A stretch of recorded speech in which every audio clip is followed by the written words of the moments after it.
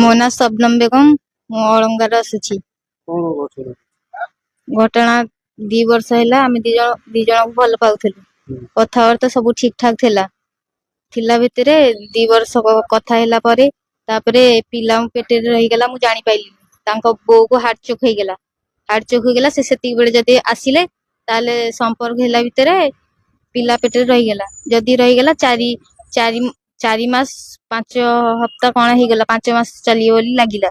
ଯଦି ଲାଗିଲା ସେତେବେଳେ ମୁଁ ତାଙ୍କୁ ଫୋନ କହିଲି ମୁଁ ଏମିତି ପେଟରେ ପିଲା ହେଇଛି, କଣ କରିବି? ସେ କହିଲେ ଅଇକା ତ ବାହାଘର ଏମିତିରେ ହେଇପାରିବନି, କି ଅଇକା ପିଲା ଖସେଇଦେବା, ତାପରେ 1-2 ବର୍ଷରେ ବାହାଘର ହେବ କହିଲା ଖୁଣୁ।